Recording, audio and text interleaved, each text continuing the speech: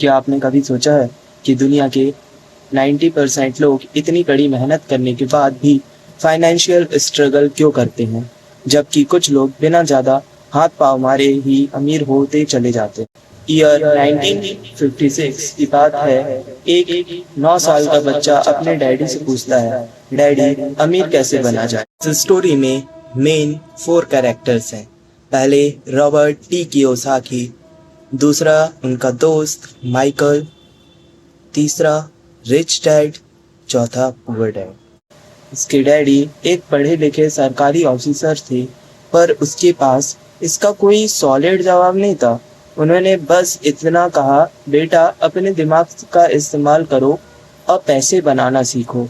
लेकिन असल में पैसे बनाना सिखाया उसके दोस्त के पिता यानी कि अमीर डैडी ने। आज की वीडियो में हम रॉबर्ट कियोसाकी की उसी फेमस कहानी को समझेंगे जो आपके मनी माइंडसेट को हमेशा के लिए बदल देगी। चलिए शुरू करते हैं। रॉबर्ट और उसके दोस्त माइक ने अमीर बनने की ठानी। उन्होंने पड़ोसियों से पुराने टूथपेस्ट के खाली ट्यूब्स इकट्ठे करना शुरू किए। उस जमाने में ट्यूब प्लास्टिक के नहीं बल्कि शीशे के होते थे, यानी कि लीड के होते थे। बच्चों ने घर के पीछे एक सेटअप लगाया, लीड को पिघलाया और उसके कॉइन्स बनाने लगे। उन्हें लगा कि उन्होंने पैसा बनाने का सीक्रेट तरीका ढूंढ लिया है। लेकिन जब रॉबर्ट के डैडी ने यह देखा तो वे हैरान रह गए। उन्होंने समझाया कि यह एक काउंटरफेटिंग यानी कि नकली सिक्के बनाना है और यह इलीगल है। यहीं से रॉबर्ट को अपना पहला लेसन मिला। उनके डैडी ने उन्हें माइक के पिता यानी अमीर डैडी के पास भेजा, जो असल में जानते थे कि वेल्थ क्रिएशन कैसे की जाती है। 10 सेंट की गुलामी और रियल एग्जाम। अमीर डैडी ने रॉबर्ट के सामने एक अजीब शर्त रखी, मैं तुम्हें क्लासरूम की तरह लेक्चर देकर नहीं सिखाऊंगा, तुम मेरे लिए काम करोगे और काम करते करते ही सीखोगे। उन्हें हर शनिवार 3 घंटे काम करने के बदले सिर्फ 10 सेंट प्रति घंटा की सैलरी दी गई। उन्हें हर शनिवार 3 घंटे काम करने के बदले केवल और केवल 10 सेंट पर आवर की सैलरी दी गई। यह बहुत ही कम था। रॉबर्ट को स्टोर की धूल भरे डिब्बे साफ करने पड़ते थे, जबकि उनके बाकी दोस्त बाहर खेल रहे होते थे। 3 हफ्ते बाद रॉबर्ट का सब्र टूट गया। वे गुस्से में अमीर डैडी के पास पहुंचे और कहा, आप मेरा शोषण कर रहे हैं, आपने मुझे कुछ भी नहीं सिखाया। अमीर डैडी मुस्कुराए और बोले, बेटा तुम अभी बिल्कुल वैसे ही भाषा बोल रहे हो जो मेरे ज़्यादातर एम्प्लॉइज बोलते हैं, सिर्फ शिकायत की भाषा। उन्होंने समझाया कि जिंदगी हमें भाषणों से नहीं बल्कि धक्कों से सिखाती है।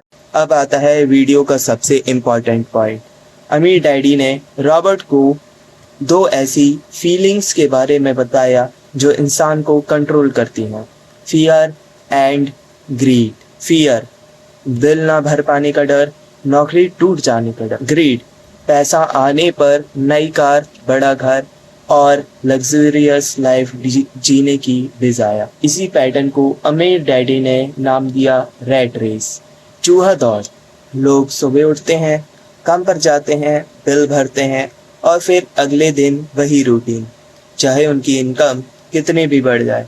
उनका डर और लालच भी उसी हिसाब से बढ़ता जाता है। अमीर डैडी ने समझाया कि ज़्यादा पैसा आपकी समस्या को नहीं सुलझाएगा अगर आप अपनी भावनाओं को कंट्रोल करना नहीं सीखोगे, यानी कि अपनी फीलिंग्स को कंट्रोल करना नहीं सीखोगे। उन्होंने रॉबर्ट का टेस्ट लेने के लिए उसे बढ़ती हुई सैलरी का ऑफर भी दिया, 25 सेंट, $1, यहाँ तक कि $5 पर आवर। लेकिन रॉबर्ट और माइक चुप रहे। उन्होंने अपने लालच को कंट्रोल कर लिया, फ्री में काम करना और अपॉर्चुनिटी की पहचान। इसके बाद अमीर डैडी ने उन्हें और भी मुश्किल काम दिया। उन्होंने कहा, अब तुम बिल्कुल फ्री में वर्क करोगे। क्यों? क्योंकि जब आप पैसे के लिए काम करना बंद कर देते हैं तब आपका दिमाग अपॉर्चुनिटीज ढूंढना शुरू करता है। कुछ हफ्ते बाद रॉबर्ट ने देखा कि स्टोर की मैनेजर पुरानी कॉमिक बुक के कवर काटकर उन्हें फेंक रही है। रॉबर्ट ने डिस्ट्रीब्यूटर से बात की और उन पुरानी कॉमिक्स को मुफ्त में ले लिया। माइक और रॉबर्ट ने अपने बेसमेंट में एक कॉमिक बुक लाइब्रेरी खोल ली। वे मोहल्ले के बच्चों से 10 सेंट की एंट्री फीस लेते। अब रॉबर्ट और माइक को काम करने की जरूरत नहीं थी। उनका बिजनेस उनके लिए पैसे बना रहा था। वे हर हफ्ते लगभग $9.5 कमा रहे थे, जबकि वे खुद वहां मौजूद भी नहीं होते थे। उनकी बहन यह काम करती थी। The final lesson.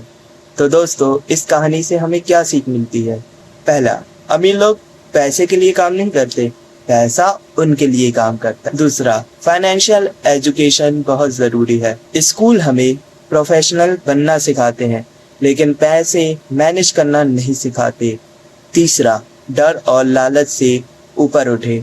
अगर आप अपनी फीलिंग्स के आधार पे फैसले लेते हैं तो हमेशा नौकरी के जाल में फंसे रहेंगे। Okay, call to action. अगली बार जब आप सिर्फ अपनी सैलरी बढ़ाने के बारे में सोचें तो खुद से पूछिए, क्या मैं रैट रेस का हिस्सा बन रहा हूँ या मैं कोई ऐसा एसेट बिल्ड कर रहा हूँ जो मेरे लिए पैसा कमाए। अगर आपको यह कहानी इंस्पायरिंग लगी तो वीडियो को जल्दी से लाइक करें और अपने उन दोस्तों के साथ शेयर करें जो अपनी जिंदगी में कुछ बड़ा करना चाहते हैं। मिलते हैं अगली वीडियो में। Good bye.